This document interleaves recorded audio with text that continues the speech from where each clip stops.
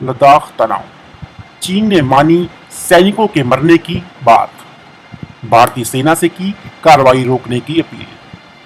नमस्कार दोस्तों, आज की सबसे बड़ी खबर आ रही है लद्दाख की गलवान घाटी से, जहां हिंसक झड़प के दौरान चीन के भी सैनिक मारे गए हैं। क्या आप जानते हैं कि सन 1975 के बाद पहली बार चीन की सेना के साथ हिंसक झड़प में किसी भारतीय सैनिक की मौत हुई है? आखिरकार चीन ने मान लिया है कि सोमवार 15 जून रात वास्तविक नियंत्रण रेखा LC पर लद्दाख की गलवान घाटी में हिंसक झड़प के दौरान उसके भी सैनिक मारे गए हैं। हालांकि उसके कितने सैनिक हताहत हुए हैं इसकी जानकारी उन्होंने नहीं दी, और आज आधिकारिक सूत्रों ने बताया कि दोनों पक्षों के बीच गोलीबारी नहीं हुई है। चीन सरकार के मुखपत्र ग्लोबल टाइम्स के हवाले में चीन की सेना PL का यह बयान जारी हुआ है। वास्तविक नियंत्रण रेखा LC पर ताजा घटनाक्रम के बाद एक चीनी सैन्य प्रवक्ता ने मंगलवार 16 जून को भारतीय सैनिकों से अपील करते हुए कहा कि वे सीमा पर चीनी सैनिकों के खिलाफ सभी भड़काऊ कार्रवाइयां तुरंत रोकें और बातचीत के माध्यम से विवादों को सुलझाने के सही रास्ते पर वापस आए।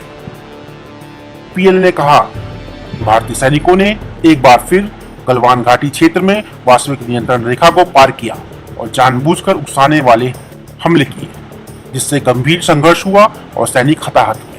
PLA यानी पीपुल्स लिबरल आर्मी के पश्चिम थिएटर कमांड के प्रवक्ता कर्नल झांग सुईली ने मंगलवार 16 जून को कहा, गलवान घाटी क्षेत्र पर हमेशा से चीन की प्रभुत्ता रही है। सीमा पर निगरानी कर रहे भारतीय सैनिक अपने शब्दों पर कायम नहीं रहे और दोनों देशों के बीच हुई समझौतों का गंभीर उल्लंघन किया है। इससे सेना कमांडर स्तरीय वार्ता के दौरान बनी सहमति और दोनों सेनाओं के रिश्तों के साथ साथ दोनों देशों की जनता की भावनाओं को नुकसान पहुंचा है। भारतीय सेना के मुताबिक पूर्वी लद्दाख की गलवान घाटी में सोमवार 15 जून को चीनी सैनिकों के साथ हुई हिंसक झड़प में भारत के 20 जवान शहीद हो गए। सेना ने बयान जारी कर इसकी पुष्टि की।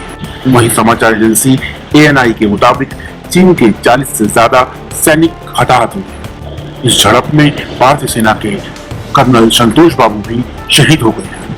बहरहाल चीन पक्ष की तरफ से मरने वालों के बारे में बीजिंग ने फिलहाल पुष्टि नहीं की है। चीन के विदेश मंत्रालय के प्रवक्ता झाओ लिनजिंगयान ने सीमा पर भारतीय सैनिकों के शहीद होने की खबर के बारे में पूछे जाने पर बीजिंग से कहा, आप जो सूचना दे रहे हैं उसके बारे में मुझे जानकारी नहीं। झाओ ने कहा, हमारे सैनिकों की उच्च स्तरीय बैठक हुई थी और सीमा पर स्थिति को सामान्य बनाए रखने के बारे में महत्वपूर्ण सहमति बनी थी, लेकिन आश्चर्यजनक रूप से 15 जून को भारतीय सैनिकों ने हमारी सहमति का गंभीर रूप से उल्लंघन किया और अवैध गतिविधियों के लिए 2 बार सीमा रेखा लांघी और चीन के कर्मियों को उकसाया एवं उन पर हमले किए, जिससे दोनों पक्षों के बीच गंभीर रूप से मारपीट हुई। गतिरोध दूर करने के लिए दोनों पक्षों के बीच पिछले कुछ दिनों में कई वार्ताएं हुई हैं।